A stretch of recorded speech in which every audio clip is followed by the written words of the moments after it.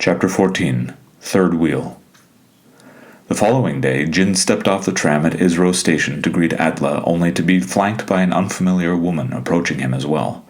Jin tried not to make eye contact as she walked toward the bench where Atla stood, assuming the other woman would break off and head in a different direction. However, the way Atla glanced quickly between her and the woman's faces just as they reached him threw her off. And then she realized that this woman must be the guest from the Romanian quantum computing team. She halted to let the woman extend her hand to Atla without bumping elbows. Instead, the woman stretched out both arms and embraced him as if an old friend would. Now, thoroughly confused, Jin caught Atla's attention with a quizzical look. "Oh, I'm sorry. Ilona, please let me introduce you to my partner and friend, Jin Hernandez," Atla stuttered as the woman turned to face Jin.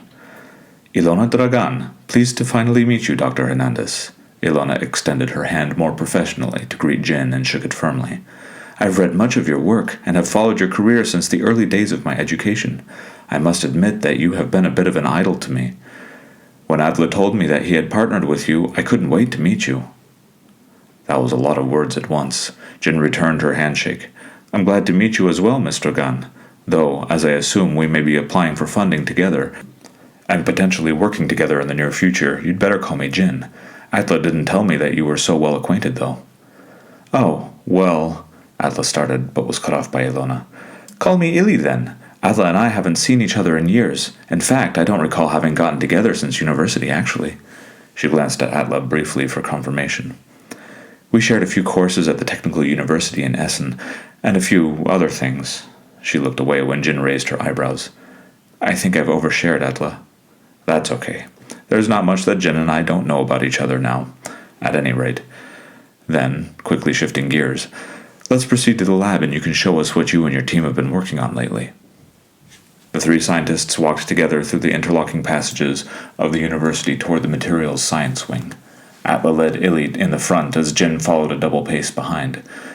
The passages were too narrow to allow for three people to walk side by side. The majority of Aryabhata had been tunneled into the frozen bedrock of the lunar surface, and space was a luxury that was not afforded until much later in the station's development. When they reached their lab, Jin broke off immediately to set her satchel at her space and then joined the others at Atla's bench, pulling her stool behind her. Atla folded out the spare that they had kept adjacent to the doorway for just such occasions. Ili settled onto the middle stool and then jumped right in. "I don't know if you and Atla discussed the nature of my work yet or not, but I'll start from the basics and you can let me know if I need to pull forward a bit. My team and I work for a semiconductor and processor manufacturer in Cluj-Napoca, Romania. We're not the biggest by far, but we've made a few discoveries that our competitors haven't realized yet, and we hold many of the patents that they use in their own technology.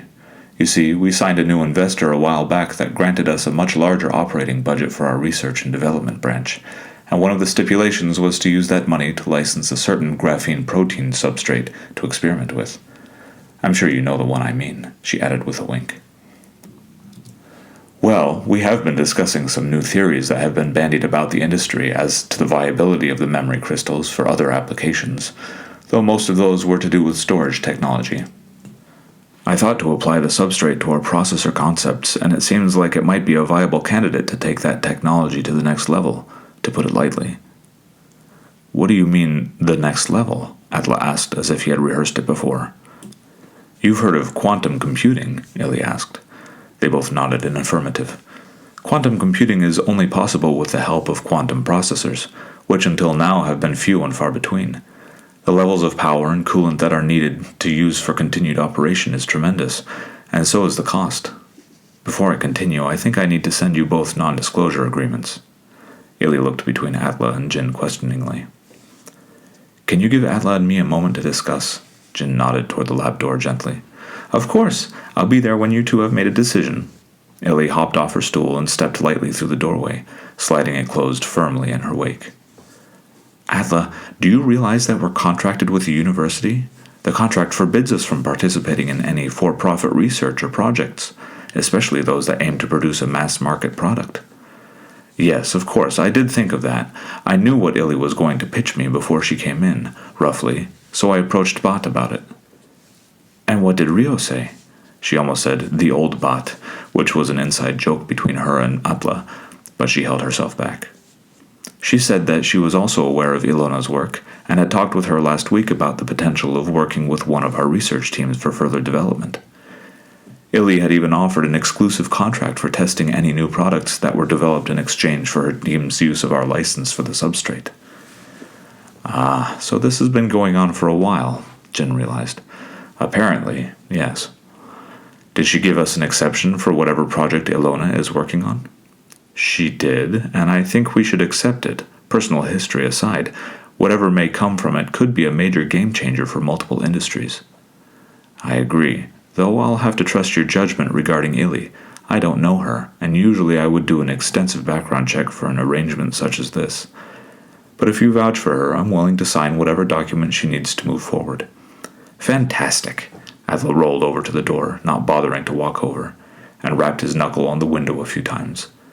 Illy's face appeared, and he waved her back in while unlatching the door from the inside. Go ahead and send us that NDA, Illy, Jin said before Adler could take the lead. She was the senior researcher after all. And if she didn't set the tone early on, team hierarchy and communication would suffer later. I've already sent it, she smiled. I think the three of us are going to change everything.